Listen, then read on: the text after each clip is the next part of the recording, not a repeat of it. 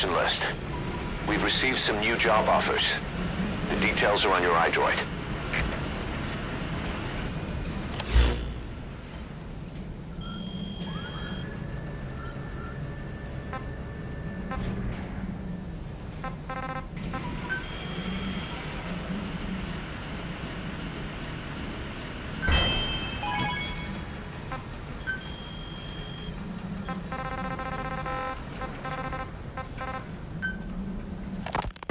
Boss, we've got the results of Eli's genetic tests. We can finally put this worry behind us.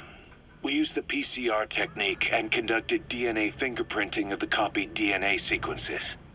Neither is mainstream science yet, but the concepts and procedures are sound. Both tests say there is 0% chance that the two of you are blood relatives, meaning the results are negative. He's not your son, nor is he your clone. He's just another person. It was 12 years ago that Zero made plans to clone you. Eli's age and appearance certainly are a good fit.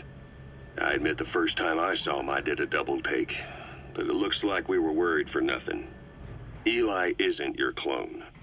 Though you might still have one somewhere out there.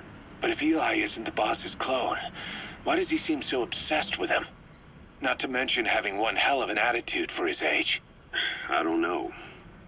Learning the truth about himself, cursing the fact he's a clone, bearing a grudge against selfish adults, and coming to hate who he was cloned from. Big boss.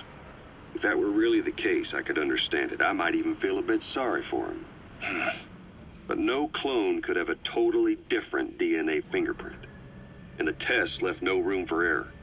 You yourself were there when we drew Eli's blood sample. Come to think of it, when we went to OKB-0, he'd snuck onto a chopper and was there. Yeah. He was acting strange even then. Or actually from a little before that time. That was exactly when we began these tests. Maybe he suspected something when we drew the sample, not knowing what we were doing to him, and becoming mistrustful of us. Hard to say. Eli's had an attitude problem from day one. So what is he then? Well, if he's gonna tell us that himself, we'll need to get him to open up more first.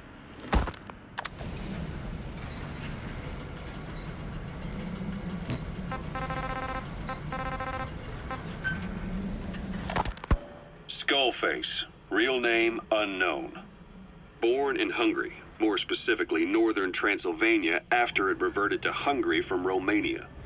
While he was young, the country allied with Germany as part of the Axis powers, but later during the war, it came under Soviet occupation. The Hungarians struggled for independence, but the Soviets came down. Hard. Just like he said, time and again the country was ruled by a foreign tongue. When he was a young boy, he lost his native language, the bedrock for any developing child. His country, his family, his face, his identity, everything was stolen from him. All he had left was his skull. Skullface first tried his hand at espionage during all the chaos from the war. Agents, military officials, and soldiers who operated out of Hungary during the war vanished over the course of several months. This Soviet spy hunt rocked the counter-intel world. Mysterious fatal illnesses, accidental deaths, drownings, people having strokes behind closed doors. Just like Stalin, no one knew who was behind it. But all you need to do was look for who had the motive. They were all taken out by a man without a face. And now we've got an idea of how he did it too. He'd gotten revenge for his people, but he wasn't finished. Skullface defected to the West, eventually ended up with the SAS. That's where he met Zero. It's possible he began planning this whole thing back then. It's hard to say. In any case, Zero made him his XO. He always did have a thing for oddballs.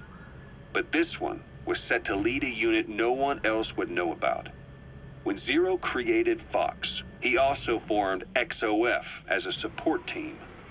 An unconventional special forces unit designed to support Fox, make it stronger, with Skullface giving the orders. Zero never even told the boss about it, nor the CIA, naturally. If Fox was Zero's silver bullet, XOF was the recoil when he pulled the trigger. just like Newton's third law. While you were with Fox, Skullface was operating behind the scenes. Sometimes as your backup, sometimes as a mole or a scout, sometimes as your cleanup crew. Fox's tale, making sure the mission succeeded and that you survived. We only have his word to go on, but Skullface's goal was revenge against those who'd use language to subjugate people. Those corrupting a people's identity by forcing a new tongue on them. Those using the power of language to control information. Naturally, that set his sights on Zero. To Zero, English was simply the most convenient code. But to Skullface, English was a parasite. And by eradicating it, he'd stop the world from being eaten away. If that didn't work, he was ready to see the world scorched by nuclear fire. To save language, culture, and race from annihilation, he was willing to overstep the hands of the doomsday clock. That is, of course, if you believe anything he had to say.